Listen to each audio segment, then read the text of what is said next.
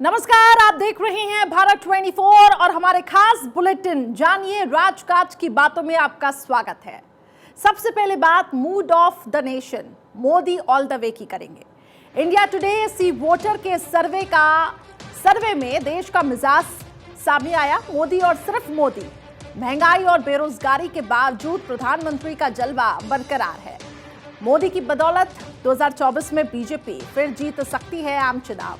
देश का मिजाज सर्वेक्षण में हर तरफ मोदी का जलवा है। बीजेपी 2024 में बढ़ रही है आगे। रिकॉर्ड तीसरी जीत की ओर अगर आज होते हैं लोकसभा चुनाव तो बीजेपी करीबन 300 सीटें जीत सकती है।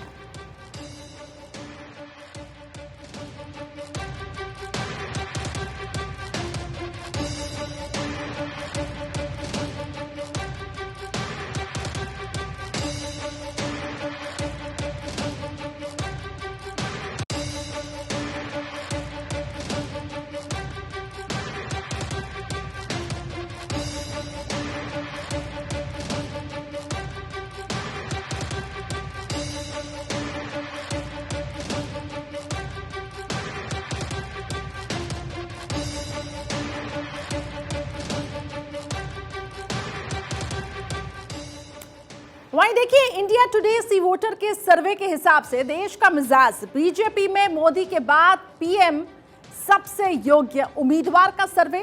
26% अमित शाह और 25% लोगों ने पसंद किया है योगी आदित्यनाथ को। 16% नितिन गडकरी और 6% लोगों का मत राजनाथ सिंह के पक्ष में है।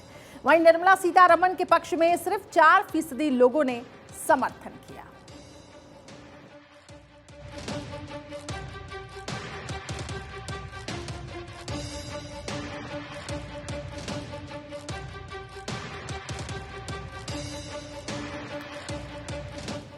वहीं देखिए इंडिया टुडे सी वोटर के सर्वे में देश का मिजाज राज्य सर्वेक्षण की अगर हम बात करें तो देश भर में लोगों के दिलो दिमाग में योगी की हुकूमत का बोलबाला है।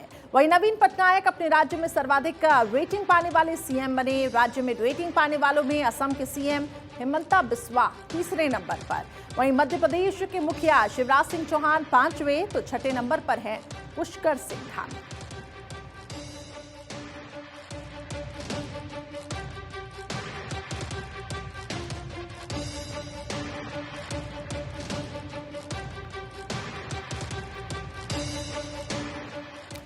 और अब बात मूड ऑफ द नेशन सर्वे में योगी आदित्यनाथ के डंके की। इंडिया टुडे सी वोटर के सर्वे में योगी का डंका। 39.1% लोगों ने योगी को माना बेस्ट परफॉर्मिंग चीफ मिनिस्टर। सर्वे में योगी आदित्यनाथ बने हैं सबसे बेहतर और लोकप्रिय मुख्यमंत्री। सर्वे में अलग अलग राज्यों के लोगों से सीएम को लेकर सवाल पूछे गए थे। देश के 30 मुख्यमंत्री में बेस्ट परफॉर्मिंग सीएम बने मुख्यमंत्री योगी आदित्यनाथ। दिल्ली सीएम अरविंद केजरीवाल हैं देश में दूसरे नंबर पर बेहतर सीएम।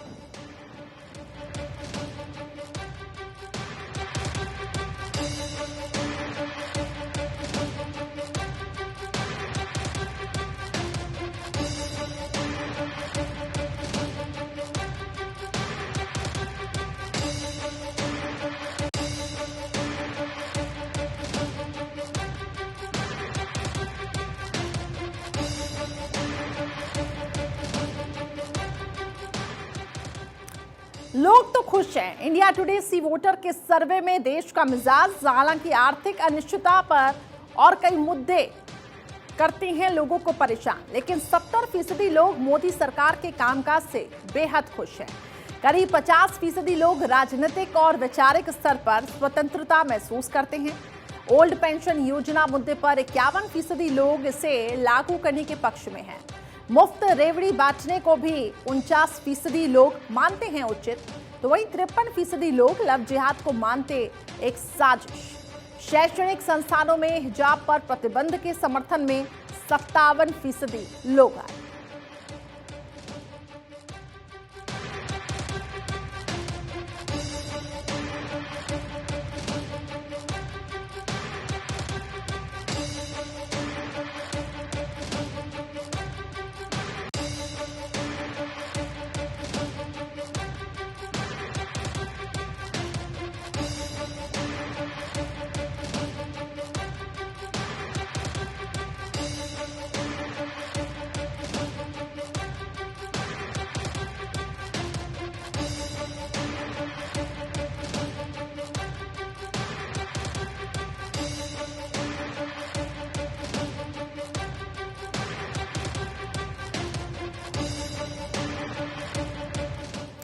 अडानी निवेशकों का रुझान अब रिलायंस की ओर। जानकार सूत्रों ने बड़ा खुलासा किया। अडानी की ग्रीन एनर्जी में अरबों का निवेश करने वाले अब रिव्यू कर रहे हैं। दो बड़े हेल्थ मैनेजर ब्लैक रॉक और ब्लैक स्टोन रिव्यू कर रहे हैं। ग्रीन एनर्जी में अपने निवेश का रिव्यू किया जा रहा है। वहीं मुकेश अंबानी की रिलायंस का अमेरिका में विस्तार हो रहा है। मुकेश अंबानी ने अमेरिका में निवेश का मानक बनाया है। अमेरिकी विस्तार पर विश्वसनीय सूत्रों ने बड़ा दावा किया।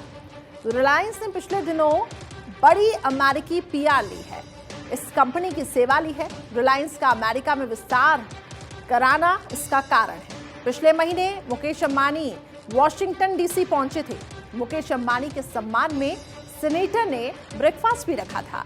ब्रेकफास्ट में कुल 8 अन्य सीनेटर भी शामिल हुए थे। सीनेटर ने अंबानी को निवेश में आमंत्रित किया।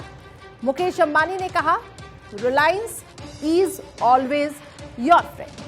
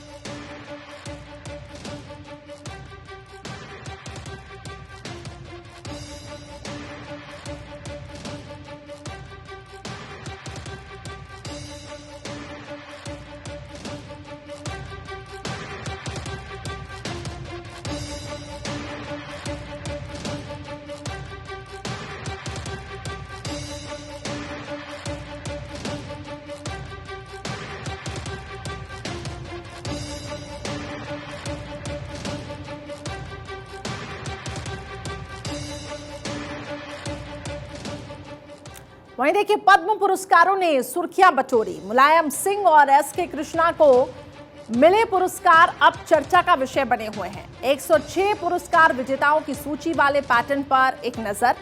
महाराष्ट्र की झोली में सबसे अधिक 11, तो कर्नाटक के हाथ में 8 पुरस्कार लगे। दिल्ली को 3, गुजरात को 7, तेलंगाना को 5 पुरस्कार मिले। दक्षिण की बात करें तो दक्षिण में आंध्र, तेलंगाना, कर्नाटक, केरल और तमिलनाडु को 29 पुरस्कार मिले हैं। मतलब अन्य राज्य केंद्र शासित प्रदेशों को देखते हुए ये संख्या काफी बड़ी है। इधर पंजाब, हरियाणा, हिमाचल और जम्मू कश्मीर को 4 पद्मश्री मिले, तो वहीं ओबीसी के लिए उत्कृष्ट प्रदर्शन करने वाली हस्तियों को 5 पुरस्कार मिले हैं। क्या राष्ट्रीय पुरस्कारों के वितरण में चुनावी तड़का लगा है? बड़ा सवाल।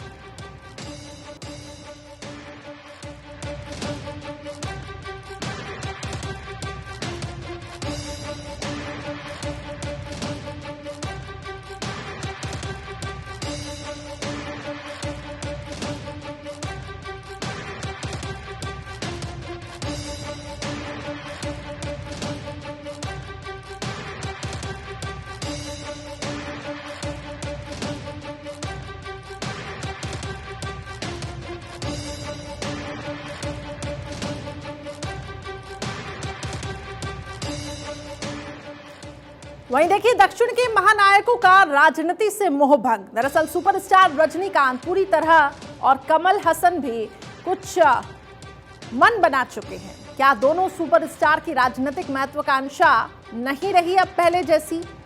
रजनीकांत चुनाव से पहले ही नई पार्टी भंग कर इससे सियासत से दूर चले गए थे, लेकिन शायद कमल हासन की राजनीति से अभी तक मोहभंग पूरी तरीके से नहीं हुआ। अब कमल हासन ने आलोचनाओं को छोड़ डीएमके के सहयोग का मन बनाया है। तभी तो राहुल की भारत जोड़ो यात्रा से जुड़े और डीएमके के लिए अच्छा उन्होंने कहा। इधर डीएमके भी पुरानी बातें भूलकर कमल हासन का साथ देने के लिए तैयार हुआ और सब कुछ ठीक ठाक रहा तो कमल हासन डीएमके से राज्यसभा भी जा सकते हैं।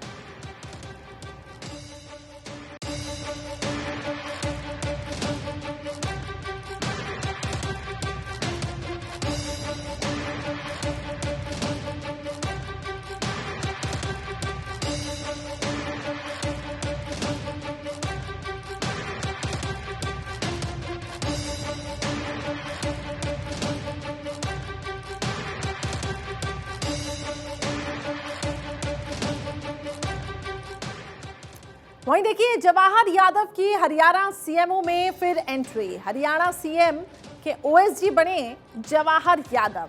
खबर यह है कि सीएम मनोहर लाल खट्टर के विश्वसनीय माने जाते हैं जवाहर यादव।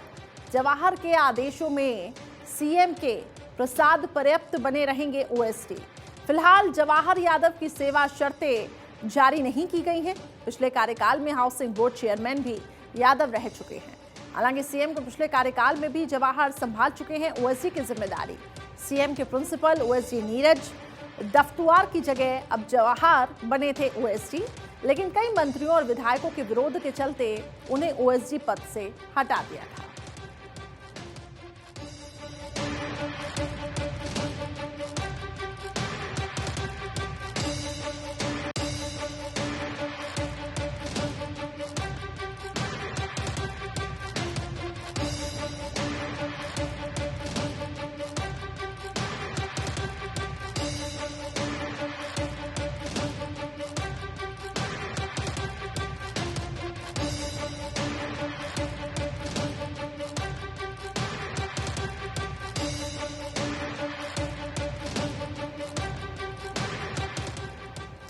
तो क्या वरिष्ठ अधिकारियों ने करप्शन किया? मध्य प्रदेश की नौकरशाही में आपसे खींचतान खत्म होने का नाम नहीं ले रही।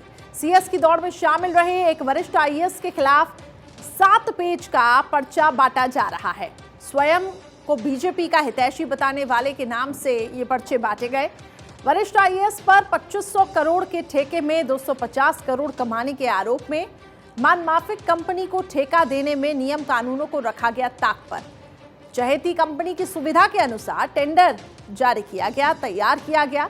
वहीं ठेका देने से पहले अपने एक दलाल को भी उक्त कंपनी में पर्चे में आईएएस पर यह भी आरोप लगाए गए कि भ्रष्टाचार के लिए इस अफसर ने अपने 3 ईमानदार जूनियर आईएएस को हटवाया।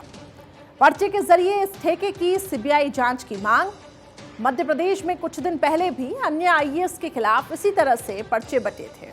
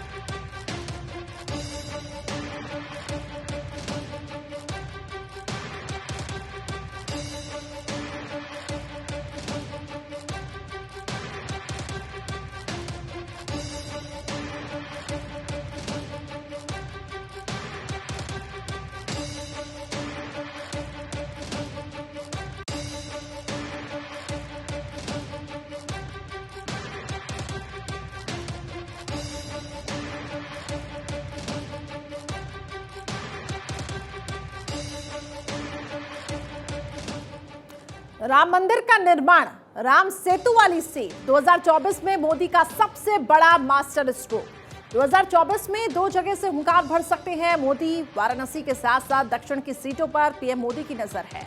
बीजेपी से जुड़े सूत्रों ने प्रधानमंत्री नरेंद्र मोदी की सीट पर बड़ा दावा किया और इस वक्त उत्तर और पश्चिम में उफान पर है बीजेपी का ग्राफ।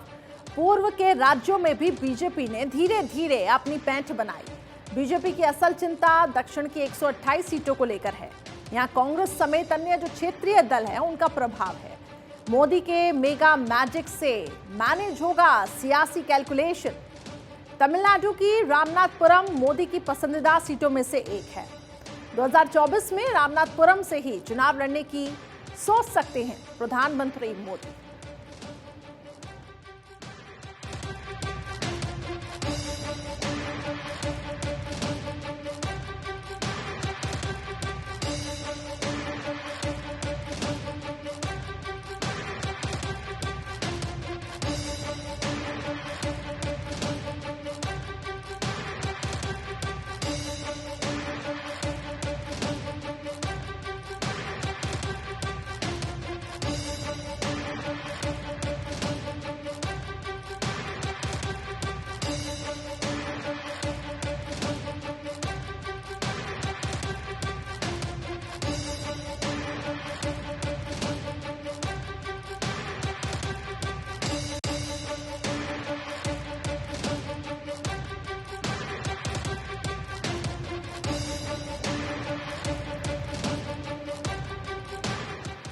वहीं देखिए, यूपी के इतिहास का सबसे बड़ा वित्तीय बजट 2023 से 24 का बजट होगा उत्तर प्रदेश के लिए सबसे खास। 25 करोड़ जन आकांक्षाओं के अनुरूप होगा नया बजट। लोक कल्याण संकल्प पत्र के संकल्प को आधार बनाकर ये बजट तैयार किया जाएगा। मुख्यमंत्री ने वार्षिक बजट 2022 से 23 के खर्च की विभागवार समीक्षा की। रोजगार के मुद्दे को लेकर आगामी वित्तीय वर्ष में सभी 403 विधानसभा सीटों पर मेले लगेंगे। राजस्व वसूली सही समय पर करने के लिए प्रशासनिक तंत्र की तैयारी होगी। बिजली और अन्य बकाया बिल समय पर मिलना हो सुनिश्चित, पूरी कोशिश होगी। वसूली के नाम पर उत्पीड़न स्वीकार नहीं होगा। बजट में पेंशन, छात्रवृत्ति का प्रावधान है। शैक्षणिक माहौल बेहतर हो, इसके लिए पुरानी सरकारी कॉलेजों का भी जीर्णोद्धार होगा। हर जिले में एक मॉडल बस स्टैंड और नए रूट पर बसें चलाने की भी तैयारी।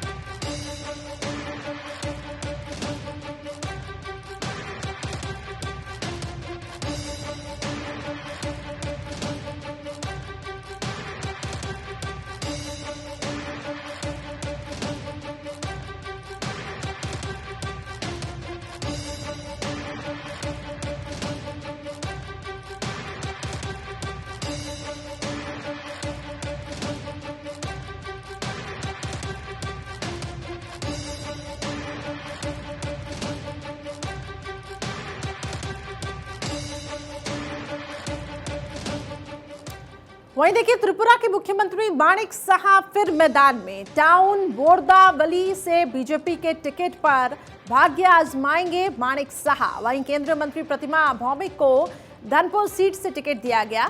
बीजेपी ने आज जारी की है 48 उम्मीदवारों की पहली सूची। वामपंथी गढ़ त्रिपुरा में बीजेपी ने 2018 में अपनी सरकार बनाई थी। उससे पहले त्रिपुरा पर 25 साल तक माकपा ने शासन किया था और इस बार माकपा त्रिपुरा में कांग्रेस के साथ गठबंधन में चुनाव लड़ेगी।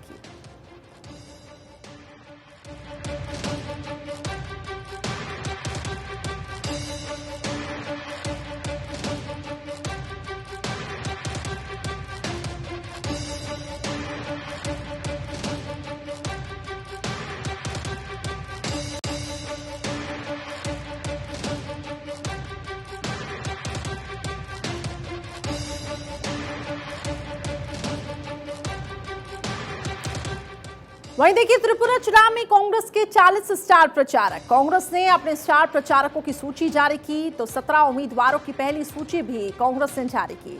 टाउन बोरदावाली से कांग्रेस के आशीष कुमार साहा लड़ेंगे चुनाव, तो वहीं अगरतला से सुदीप रॉय बर्मन को कांग्रेस ने उम्मीदवार बनाया।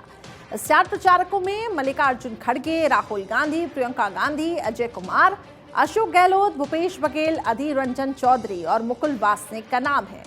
इसके अलावा सुखविंदर सुक्खू, सुदीप राय बर्मन, अब्दुल खालिक, सचिन पायलट, मोहम्मद अजरुद्दीन, अरविंदर सिंह लवली, दीपा दास, विजेंद्र सिंह, बीवी श्रीनिवास, नेता डिसूजा समेत 22 अन्य नेता स्टार प्रचारकों में चुनाव के मद्देनजर सियासी दल जुटे हुए हैं।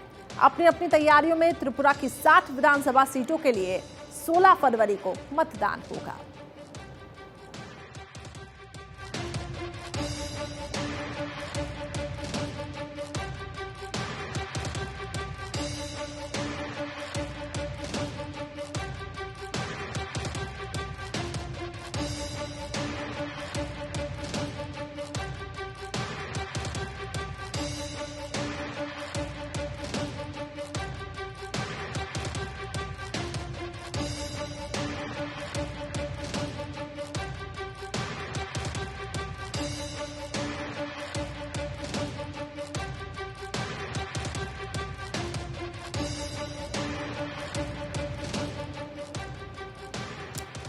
वहीं देखिए, सीएम योगी आदित्यनाथ आज कैबिनेट बैठक में मंजूरी दे सकते हैं। कुछ महत्वपूर्ण प्रस्ताव को कैबिनेट में मंजूरी मिल सकती है। सरकार की ओर से निवेशकों को 1% ब्याज पर ऋण की अनुमति दी जा सकती है। इसके अलावा 10 से 50 एकड़ जमीन पर निजी, सूक्ष्म, लघु और मध्यम उद्योगों के लिए अनुमति दी जा सकती है। ऋण की अधिकतम सीमा प्रति एकड़ 50 लाख तक हो सकती है। तो वहीं भूमि की खरीद पर स्टैंप ड्यूटी में 100% मिल सकती है। मोटे अनाज के प्रचार प्रसार के लिए भी संबंधित प्रस्ताव को मंजूरी दी जा सकती है। गन्ने का राज्य परामर्शी मूल्य भी घोषित कर सकती है सरकार। इसके अलावा नई शीरा नीति का भी ऐलान किया जा सकता है। चीनी मिलों के ऋण के लिए एक मुश्त समाधान योजना पर भी विचार होगा। आज शाम ही मंत्रिपरिषद को सीएम योगी ने बुलाया। रात्रि भोज पर कालिदास मार्ग सीएम आवास पर भोज में मोटे अनाज के व्यंजन परोसे।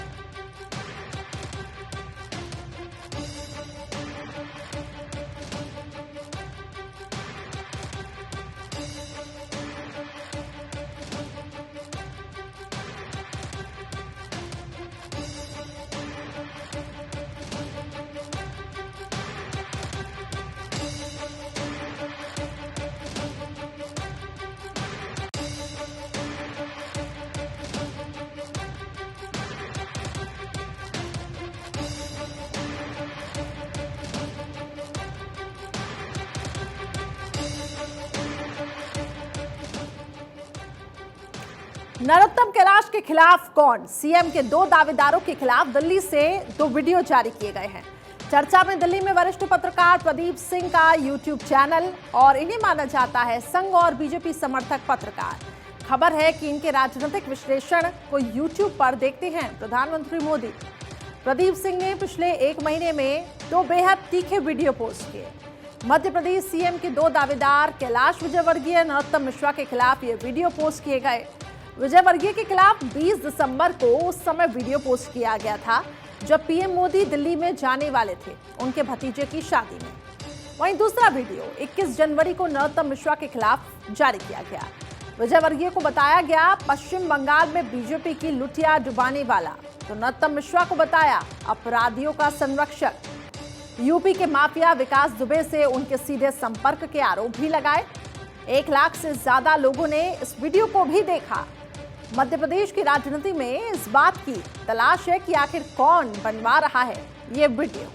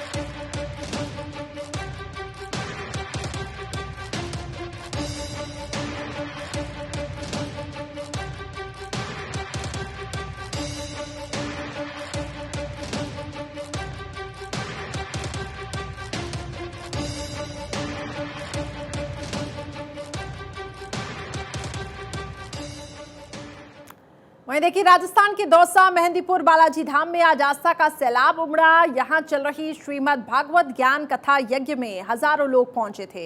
इस मौके पर लोकसभा अध्यक्ष ओम बिरला, केंद्रीय मंत्री पीयूष गोयल, डॉक्टर जगदीश चंद्र धौलपुर, करौली सांसद मनोज राजौरिया और बीजेपी प्रदेश कार्यकारिणी सदस्य भूपेंद्र सैनी भी इस कार्यक्रम में मौजूद थे। इस रिपोर्ट में देखिए।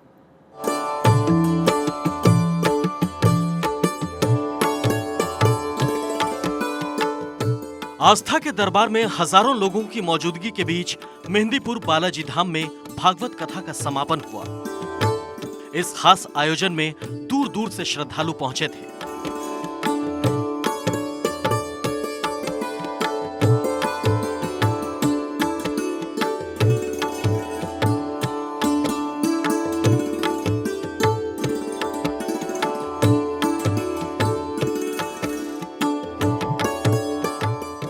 जिन्होंने भक्ति रस का आनंद लिया। इस मौके पर कई दिग्गज हस्तियां भी कार्यक्रम में मौजूद थी। लोकसभा अध्यक्ष ओम बिरला, केंद्रीय मंत्री पीयूष गोयल के साथ डॉक्टर जगदीश चंद्र, करौली के सांसद मनोज राजौरिया और बीजेपी प्रदेश कार्यकारिणी सदस्य भूपेंद्र सैनी भी मौजूद थे। मेहंदीपुर धाम के महंत नरेश पुरी महाराज ने इस दौरान विधि विधान से श्री राधा कृष्ण जी की मूर्ति की प्राण प्रतिष्ठा संपन्न कराई।